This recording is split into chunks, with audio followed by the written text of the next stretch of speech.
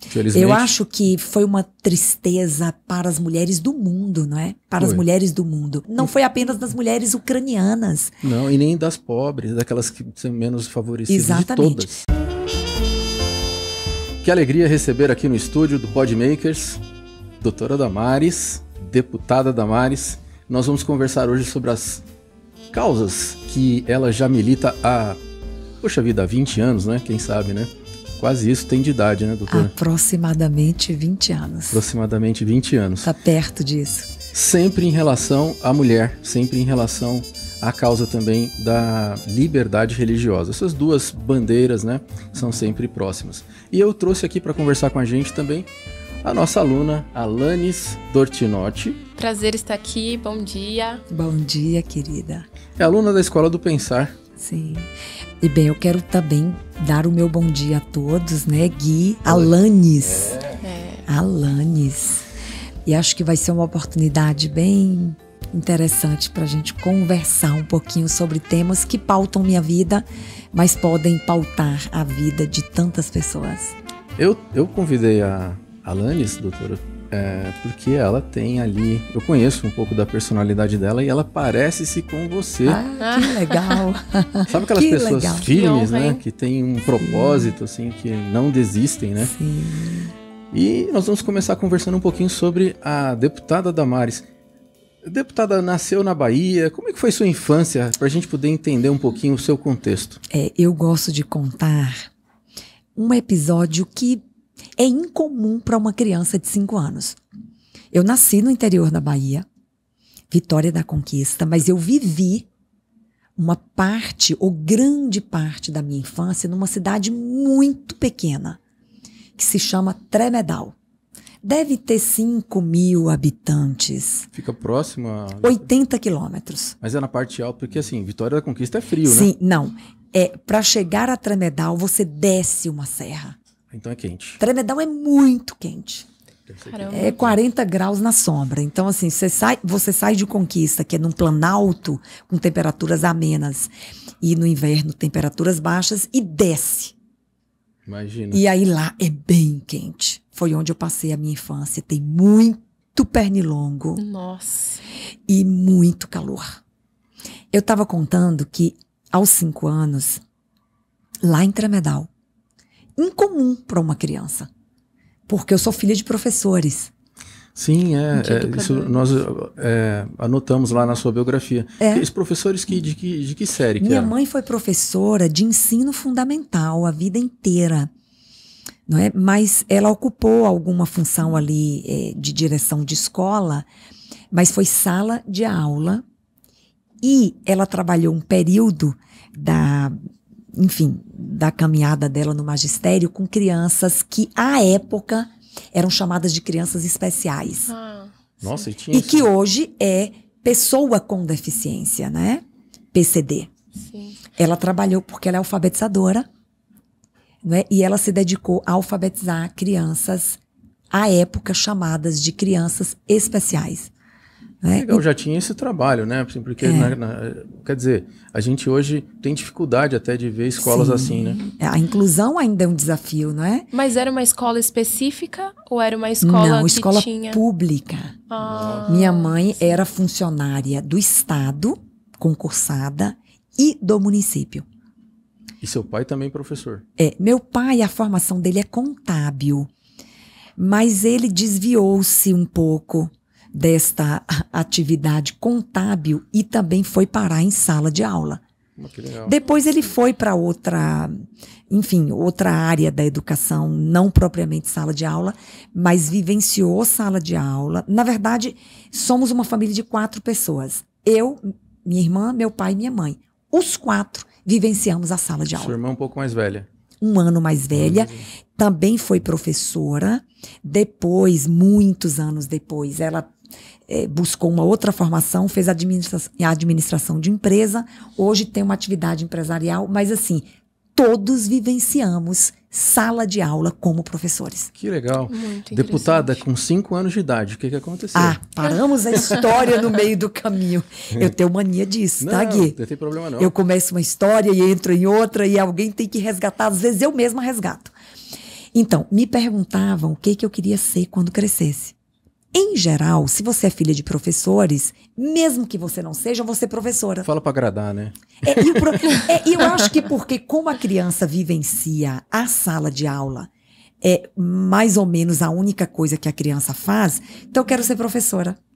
Né? Precisaríamos de ter mais crianças querendo ser professores. Eu hein? também Precisamos. Mas eu dizia que queria ser advogada. Olha que coisa. Nossa. E eu fico pensando, o que eu sabia sobre advocacia com 5 anos de idade? Provavelmente nada. Mas talvez, não sei. Olha, isso é uma coisa que eu preciso pensar melhor. Por que eu dizia que queria ser advogada aos 5 anos de idade? Não tinha ido alguém na sua casa onde você... Bem, eu acho, o meu avô paterno, ele era dono de cartório, tabelionato e registro sim. civil.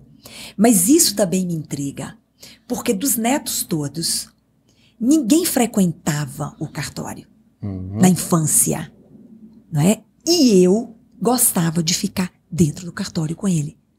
Ah, por aí. Nossa. Né? Agora, não era exatamente para ver a atividade dele. Eu gostava de mexer nas coisas, que não deixa de ser uma passagem da minha vida que eu acho que tem conexão com a advocacia. Tem. Não é? Porque num cartório o direito está presente o tempo inteiro.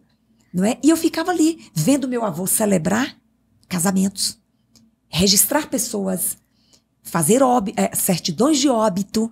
Com certeza isso deve ter influenciado de alguma forma aquela pequena E eu garotinha amava ali, né? Gui, É sentava verdade. na cadeira giratória dele e ficava brincando, girando na cadeira. Mas de advogado também fica fazendo isso de dia também. Às vezes quando não tem nada pra fazer, eles ficam Girando na cadeira. na cadeira. É verdade. Quer ver? Alanis, você com 5 anos de idade, você decidiu alguma coisa assim? Muito seriamente como uma Nossa. deputada? A minha memória não é muito boa. Eu me lembro vagamente dos meus 5 anos. E também não lembro em questão, assim, de querer ser alguma coisa. Sempre era aquela brincadeira, astronauta, né? Aquelas profissões mirabolantes, né? Cantora, queria ser astronauta. Modelo, Bombeiro. bombeiro. Não, Bombeiro. modelo não, mas eu ia mais assim, eu queria ser delegada. Por um grande Porque ela é tão tempo. linda, né? É Podia linda. ter querido ser modelo, né? Poderia, Não. sim, com certeza. Eu sempre quis ser delegada, porque eu achava interessante Tá a vendo? questão ali. Ó, Policial. Poder, Sim. policial, poder, bombeiro, advogado. Quer dizer, tudo tem uma certa ascendência, né? Uma autoridade, né? Mas o que eu achei interessante da sua história aí com 5 anos é que uma criança não tem, né, muita noção de mundo, mas mesmo assim você já tinha um contato meio que indireto, né, com essa questão toda. Eu achei muito legal. Perfeito, Alanis. Eu também, olha, eu acho que a única explicação com relação a essa minha, vamos dizer, preferência profissional aos 5 anos, é ótimo, né? Deve ter relação com a atividade do meu avô. Sim, E eu admirava muito meu avô. inclusive em cidade pequena, isso em qualquer lugar, mas o advogado, ele tem um respeito da sociedade, é um doutor fulano de tal, né? Quer dizer, isso ali pode ter Uma impressionado. deputada.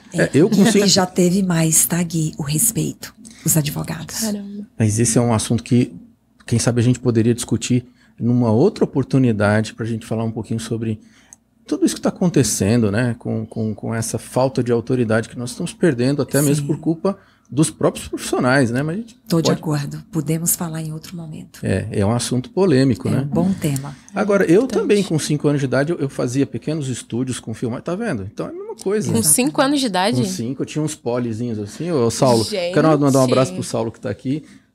Os assessores da deputada, muito Nivaldo. obrigado. Nivaldo, quem mais? Josevaldo. Josevaldo. São eles só. Ai, tá. Flávio! Flávio, não tô vendo Flávio. Ah, o aqui. Flávio. Eu sou muito Por último, mas não pequena, menos não tô vendo importante. Flávio. Ah lá, levantou, Flavião. Ali, Beleza, Flávio. ó, tem uma cadeira pro Flávio lá que ele tá querendo crescer. Doutora, aí isso ali marcou. E em relação assim um pouquinho à questão de ver o que era necessário fazer, né? O que estava faltando, que ninguém estava brigando por isso? Isso também aconteceu também no seu ginasial, quando você estava ali naquele período ali de adolescente, porque o tipo, né? O nosso tipo, posso falar assim, né? Porque quem está assistindo são alunos do Top Carreira também. Tá. Então eles sabem exatamente qual é o tipo deles. Olha, eu vejo assim. Eu era muito. Tímida. Não, nunca Sempre? fui. Olha, Cheguei chegando, Gui.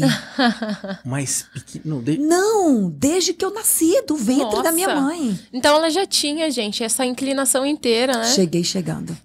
Eu me recordo que os meus pais tinham... O meu pai, uma época, ele atuou numa empresa, correspondente hoje, empresas... era empresa baiana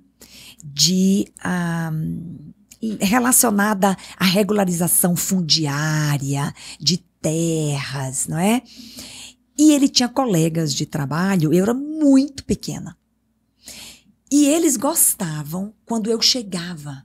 Mas assim, 4 aninhos, 5 aninhos, porque era sucesso. Eu chegava, eu falava muito, eu contava história, eles me achavam engraçada.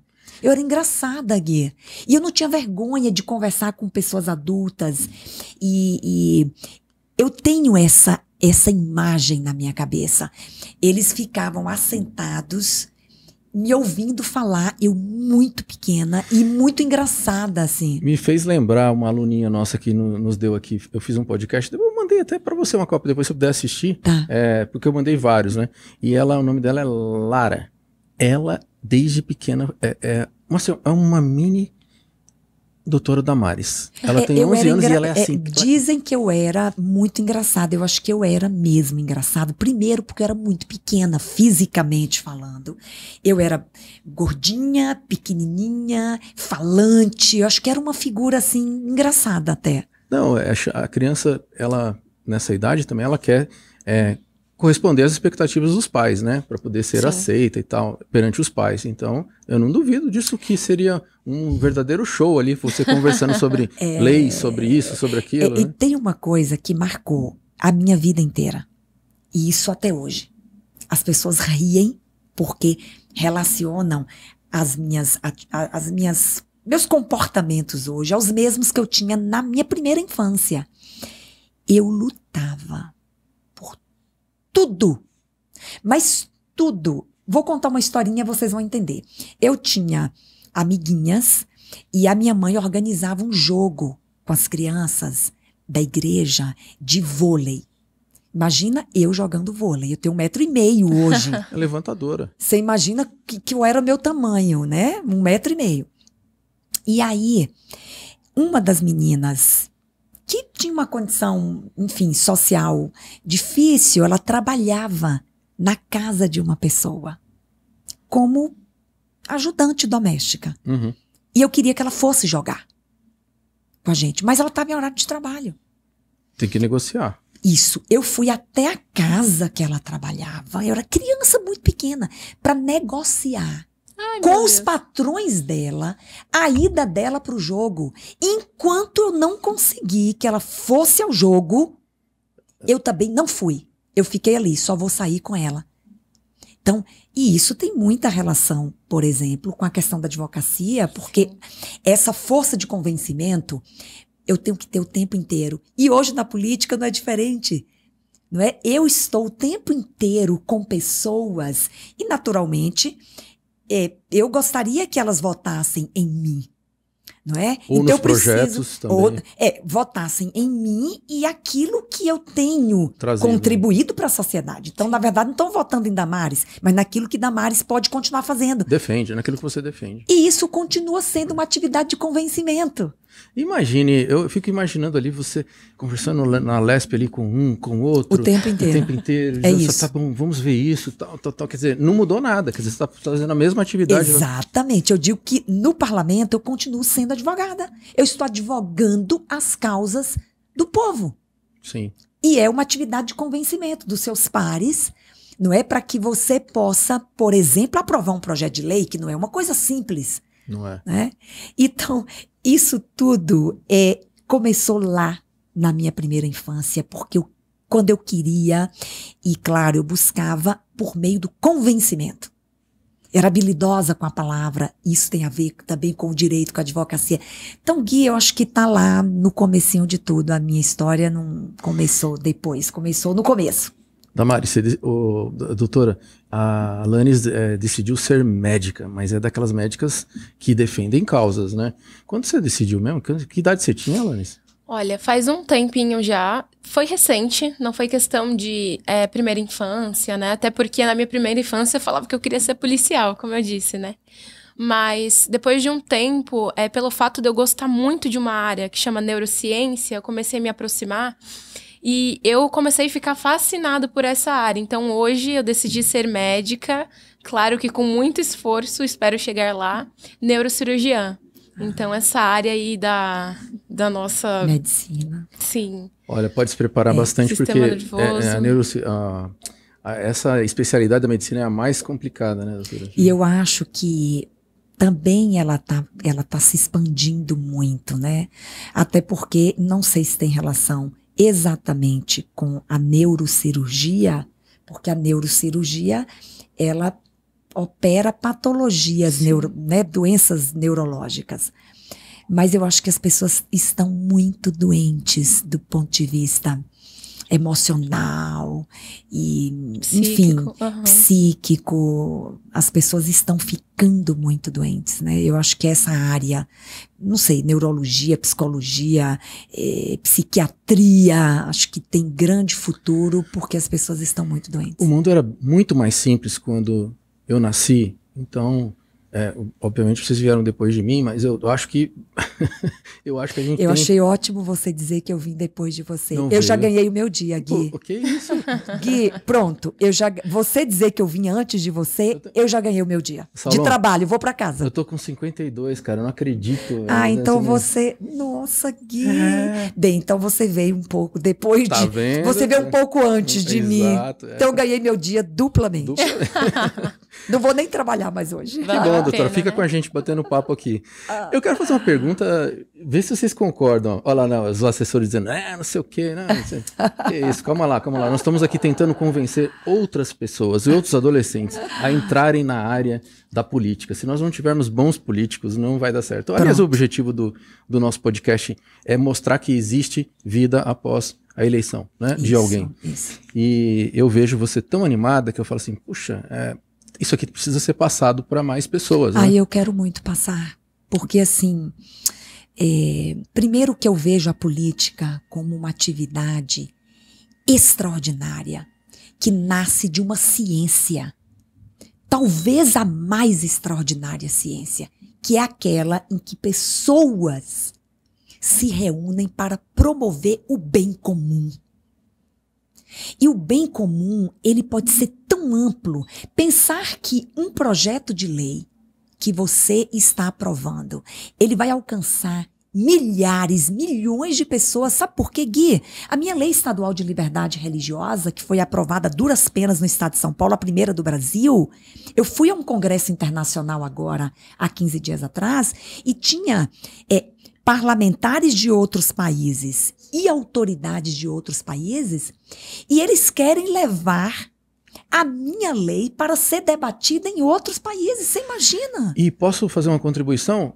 Deputada, quando começou, quando a Alanis, quando ela começou a militar nessa área, pouca gente tinha ideia de como nós estamos perigando nessa questão da liberdade, e que parecia uma cláusula que era imexível, né? Como falava no passado, essa palavra imexível. Era imexível, você fala assim, não, é uma cláusula pétrea, nós não vamos nunca ter problemas porque existe o Estado laico. Hoje não podemos mais. Você sabe que continua pétrea. O que é uma cláusula pétrea? Os direitos e garantias, são os direitos e garantias que estão no artigo 5º da Constituição Federal.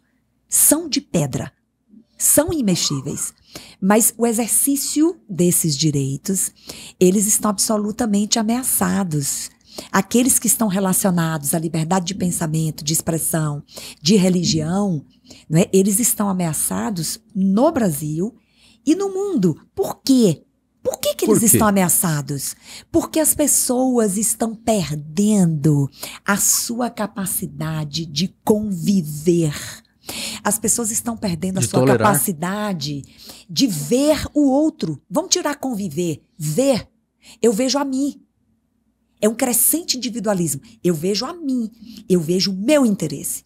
Eu vejo a minha atividade. Eu vejo a minha religião. Eu vejo o meu prazer sexual, porque eu trabalho muito com abuso sexual.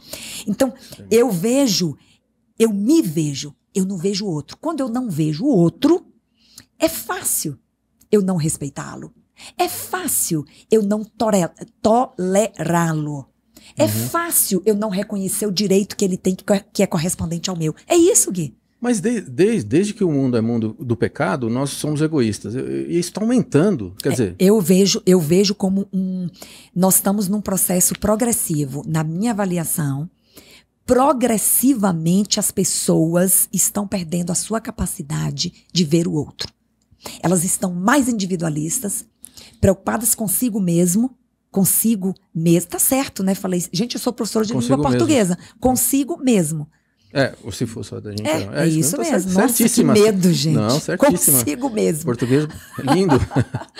Então, isso é real, inclusive na minha experiência, atendendo vítimas de intolerância religiosa.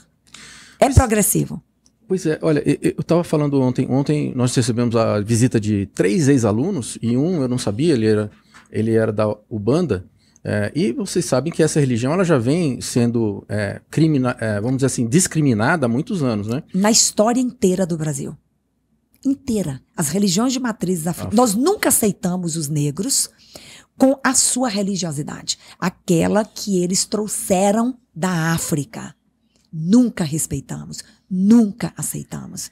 E continua não sendo respeitada até os dias de hoje, embora a Constituição garanta ampla liberdade religiosa a todos.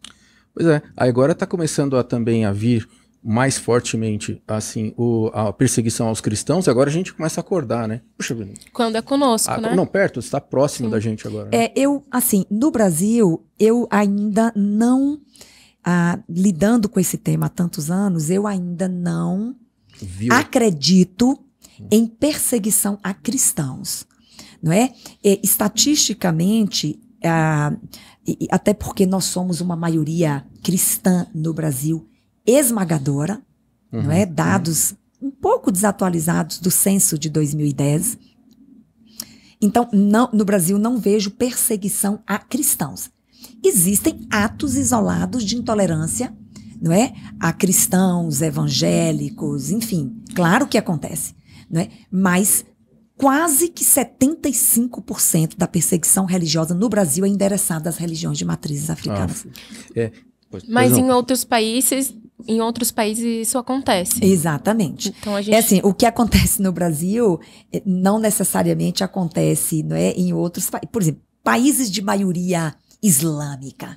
Puxa, ali existe perseguição a cristãos.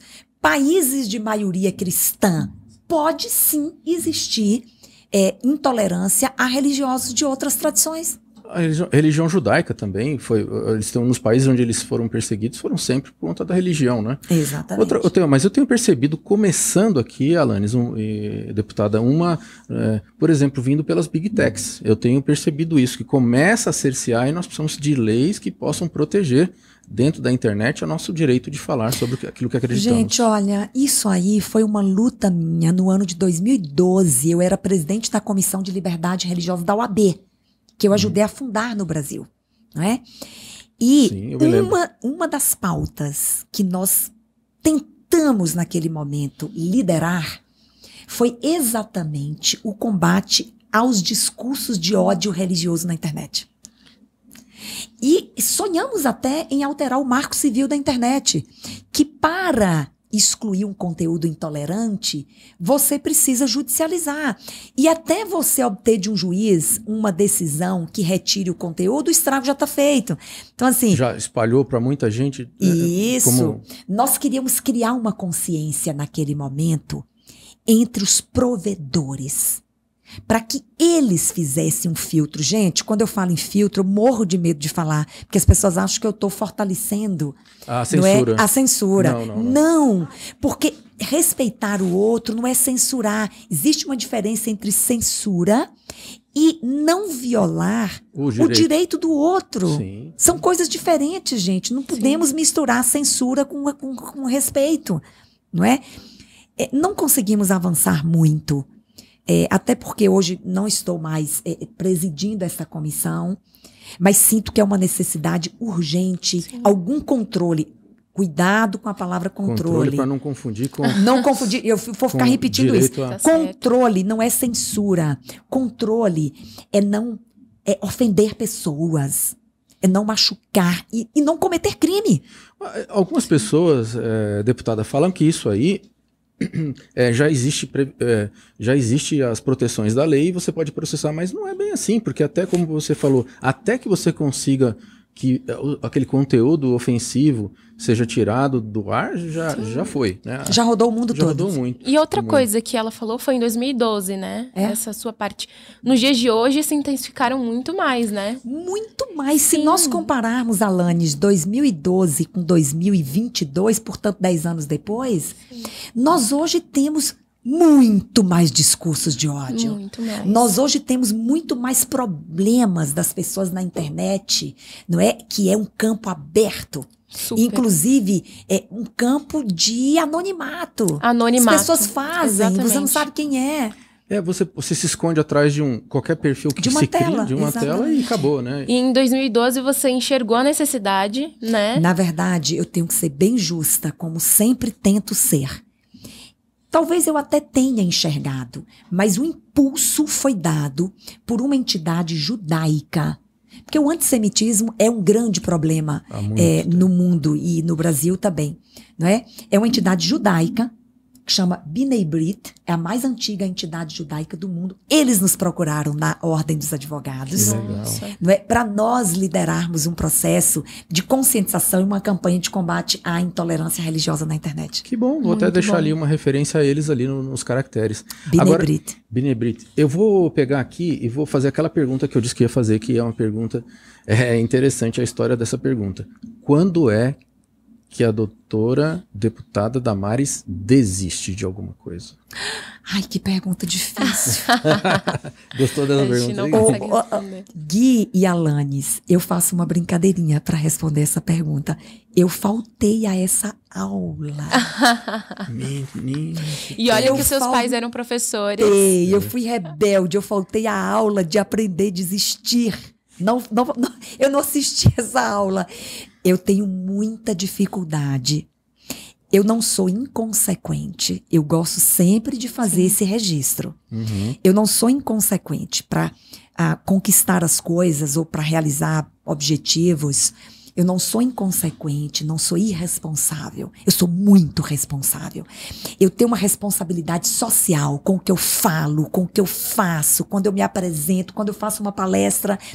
Eu sou, assim, revestida de uma responsabilidade social, porque eu sei que o que eu falo pode mudar a vida de uma pessoa para o bem e para o mal, não é? Agora, responsavelmente e de forma consequente, eu tenho muita dificuldade de desistir das coisas que eu começo a fazer e que eu planejo fazer. Em geral, eu vou até o final, inclusive correndo riscos, porque na vida, gente, vamos aprender uma lição aqui, nós precisamos entender que tudo há risco na vida. Quando eu fui concorrer a uma eleição, eu sabia que podia perder a eleição. Mas eu vou desistir de concorrer porque eu sei que vou perder? E até a própria oportunidade de estar concorrendo já é algo extraordinário, né? Exatamente. Você está no páreo? Estar no páreo. Eu acho que foi o maior desafio da minha vida. Eu não tenho dúvidas que de tudo que fiz, o maior desafio foi concorrer a uma eleição. É uma experiência surreal. E desgastante também de energia. Você está muito com energia. Absolutamente. No dia da apuração dos votos, se você não tiver coração muito bom, pifa ali. Você fica por ali, você fica no meio do caminho. Eu diria que é o seguinte, seria o equivalente a 2 faculdades de neurocirurgia. Meu Deus, gente. Olha, é puxado. No curto período de tempo, né? Sabe por que é tão difícil Gui e Alanis concorrer a uma eleição? Porque há muitas coisas na vida que dependem de você. Então, você tem que passar na prova. Para você passar na prova, você tem que estudar. Você tem que se preparar. Depende de você, não depende dos outros passar numa prova. Claro. Não é? A eleição, por mais que você tenha feito um trabalho, tem uma história por trás de uma eleição, tem que ter uma história.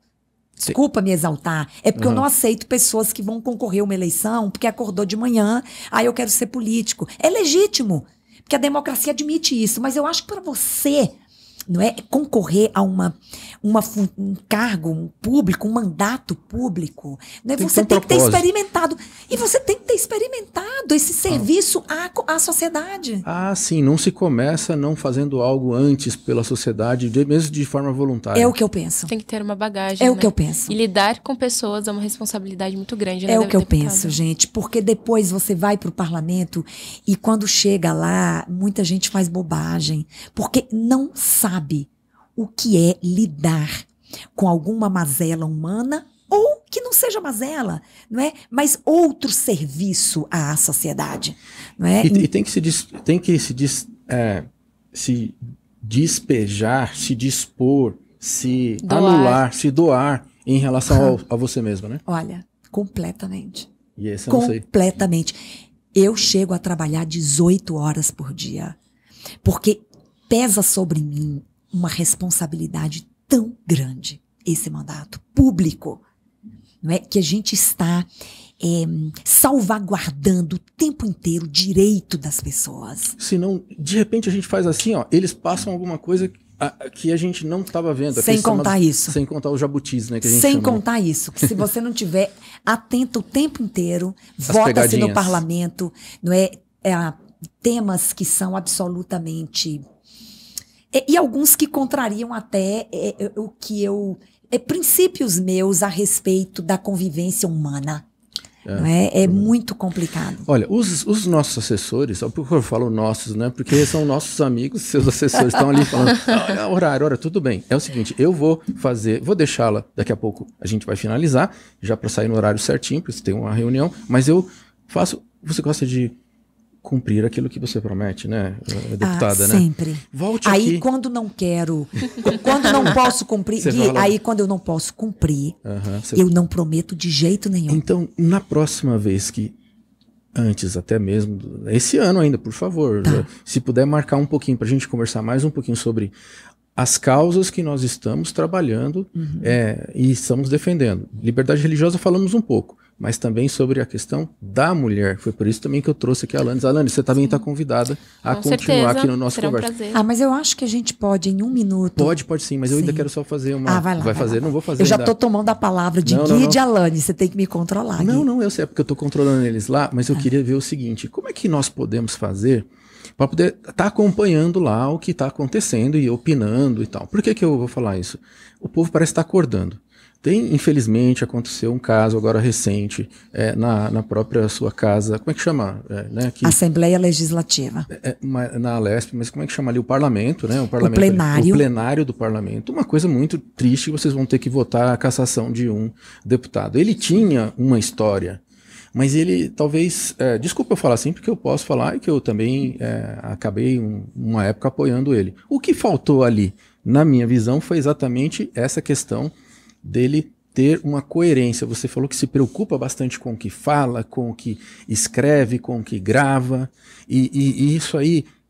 Por que as pessoas não percebem isso, essa necessidade? Como é que a gente falaria para o adolescente que está nos assistindo que ele tem que se preocupar também com aquilo que ele deixa, com aquilo que ele escreve, com o que ele grava, porque isso conta, tudo conta. O que você acha, Alanis? Nossa, como a deputada disse, ela teve toda uma bagagem até chegar onde ela está agora. Então, quando ela disse que não dá para a pessoa acordar e falar eu quero ser deputado, isso daí em pequenas proporções, claro, mas para nós adolescentes, jovens, eu acho que é a abdicação da responsabilidade em relação a tudo. Então, eu não pesquiso, eu não procuro, eu não me informo, logo eu não tenho responsabilidade, eu não preciso arcar com isso. Então, o que eu posto para mim, eu estou postando, então logo eu exponho a minha individualidade. Eu não estou olhando o outro ali, o que possa estar sendo errado, né? Não tinha pensado nesse ponto da Alanis. É como se eles vissem numa bolha, né? Que não estivessem olhando o que está acontecendo. Exatamente. É exatamente o que a Alanis falou. Gente, nós temos que viver com responsabilidade. Eu tenho que levar esta bagagem comigo para onde eu vou. Se é para uma brincadeira, para uma atividade de entretenimento, eu tenho que levar na minha mala a responsabilidade. Quantos vão para uma atividade de entretenimento e não voltam, porque não levaram consigo a responsabilidade? Então, falando do deputado, né, que a gente... Eu acho que foi uma tristeza para as mulheres do mundo, não é? Para as mulheres do mundo. E ele não levou com ele. Para aquela conversa que ele teve no grupo, ele não levou com ele responsabilidade, não é? Porque, veja, ele ofendeu dignidade, mas ofendeu dignidade de todas as mulheres, não foi apenas das mulheres ucranianas. Não, e nem das pobres, daquelas que são menos favorecidas. Exatamente. De todas. Foi lamentável. Foi um episódio que, por quaisquer análise que se faça, foi lamentável. Agora eu vou voltar àquele ponto seu anterior, aquela coisa da primeira sua abordagem aqui, falta de ver o outro. Né? O outro, ver a si mesmo. Naquele momento, não é, eu penso que ele viu a si mesmo, não é? E não pensou no outro. Gui, o tempo inteiro, onde eu vou, o que eu faço, a lei que eu proponho, todos os meus comportamentos, eu penso no outro. Não é exatamente aquela visão de pensar no outro assim, só o que eles estão pensando de mim. Não é isso. Uhum. Qual é a consequência do que eu estou fazendo e falando para a vida do outro? É isso. Muito importante isso. É o amar a Deus sobre todas as coisas. Lógico que nós temos isso como máxima, mas também ao próximo como eu amo a mim mesmo. Se colocar no lugar deles ali, né? Exatamente. As palavras finais, porque eu quero que volte. Aí eles não vão querer voltar se eu não respeitar o horário. Então, por favor, deixa uma mensagem pra gente. Eu acho que a mensagem é uma mensagem de paz, sabe? Eu tenho ido a igrejas falar sobre paz. Talvez seja o que nós mais estamos precisando hoje é de paz, convivência respeitosa. E a convivência respeitosa, não é? Ela resulta em paz social. Sim. Não é? Uhum. Se eu respeito o outro, a sua integridade física, e eu tô falando de abuso sexual, que é um tema que a gente tem que voltar para falar aqui, porque Sim. tem milhares de crianças e adolescentes sendo abusadas sexualmente nesse país. Eu tenho uma luta forte sobre esse assunto. Inclusive, quando a ideia de trazer aqui, lhe convidei, foi quando você falou sobre esse problema que aconteceu durante a pandemia, um recrudescimento muito forte desses tipos de casos. Total. Né? Pandemia recrudesceu abuso sexual, violência doméstica em todas as suas faces, psicológica, moral, patrimonial, sexual e física, não é? Então isso é tema para outro podcast, porque tem muita coisa para falar, Gui. Deputada, então nós vamos agora, daqui a pouco sair, antes de deixar sair dos portões, nós vamos marcar uma outra data. Não deixa esse pessoal sair sem marcar outra data, porque eles são terríveis, tá, Gui? Mas... E Gui, eu não tenho culpa de nada. Qualquer culpa você coloque neles, mas tá? agora eu já sei como é que eu vou fazer. Viu, Alanis? Pode deixar. Eu não tenho culpa de nada. Olha as carinhas ali. Tô vendo lá. A culpa é deles, não é minha. Nunca é minha culpa. Uma boa lição. Você tem que ter um time que junto com você caminha nessa direção. Não é que coloco culpa nos meus assessores, foi uma brincadeirinha. Uhum. Mas é claro que eu tenho que me cercar de pessoas que me ajudem a cumprir horários, a cumprir compromissos, a respeitar as pessoas. Até porque a próxima vez pode ser eu que receba aqui um bolo, né? Tem que ser isso. Mas Gui, deixa eu falar só mais uma coisa. Claro, por favor. A mensagem hoje é uma mensagem de paz. Todos podemos, na escola, no parlamento. As pessoas pensam que ser advogado é ser bom de briga. É verdade. Uhum. Ele tem que ser bom de briga no sentido de que ele precisa alcançar o resultado para o cliente, não é? E ele precisa brigar pelo resultado. Mas em tudo, na advocacia, no parlamento, onde nós temos que lutar, persistir, defender, façamos isso com respeito, gente. Respeito é a senha, é a palavra, não é? Porque você pode conquistar todas as coisas respeitando pessoas, não ofendendo pessoas, e isso promove paz social. Nós precisamos de paz. Até numa guerra entre o inimigo tem que ter regras, senão... Exatamente. Eu quero viver em paz, eu sei que Gui e Alanis querem também. Sim. Então vamos, nós mesmos, onde estamos, sermos agentes pacificadores. Rui Barbosa falou uma coisa. Rui Barbosa é um baiano ilustríssimo, você sabe, né? Meu conterrâneo, inclusive, não é? E ele falava... O Águia. Sim. O Águia de Aia. Exatamente. E ele falou que a mais pacificadora, porque agora eu vou puxar a sardinha para mim, tá? A mais pacificadora de todas as liberdades é a liberdade religiosa. Sim. Né? Quando você tem liberdade religiosa, ele entende que a paz social é muito mais possível quando as pessoas respeitam a escolha religiosa e a crença do outro. Eu até sugeriria um dia, olha, até parece que eu posso sugerir alguma coisa, mas em vez de liberdade religiosa, fôssemos trabalhar em cima da respeito religioso, né? Que tem que respeitar o do outro. Não, mas pode usar respeito religioso, Gui, não tem problema. Pode usar respeito religioso. E você frisou a parte da convivência, é uma coisa muito importante, né? Então não é abdicar de estar com o outro, mas você ressalta o respeito que nós temos que ter. Gente, por favor, eu acho que a palavra final vai ser o que a Alanis é ótima, Gui. Ela é ótima, claro, eu sabia que... Linda, ótima, e fala super bem, eu acho que ela tinha que ser... Acho que ela tem que concorrer a uma eleição. O que eu quero que ela... Vou convencer a Alanis a ser uma parlamentar. Olha! Aqui, ó. Estão em 5 aqui, ó. Deputado. Eu acho que eu vou convencer a Alanis. Meu trabalho agora de convencimento vai ser para convencer a Alanis. No mínimo que ela seja uma neuro. Ah, você não deu as... Isso. A neuro e depois se candidate à política, porque nós precisamos de gente forte assim como ela. E eu queria também que antes dela ser até médica, que ela viesse aqui também ser host, né? Isso é importante. Sim. Olha, puxando a sardinha para ele, né? Não, aqui ficar no meu lugar um pouco. Os televidentes que nos assistiram até agora, eu posso dizer a vocês, nós vamos ter a parte 2 disso. Vamos ter. Teremos deputada. Vamos ter parte 2. E nós vamos respeitar aqui o horário, mas nós precisamos conversar sobre esses outros temas que foram levantados aqui. E nós estamos aqui. E nós não conversamos. Nós não conversamos porque não deu tempo. Escola do Pensar, Podmaker, se você gostou do conteúdo, curta, compartilha. E nós estamos sempre juntos aqui. Um abraço para vocês todos naquela câmera ali. Tchau, um abraço, gente. Pessoal. Tchau, tchau. Tchau, tchau.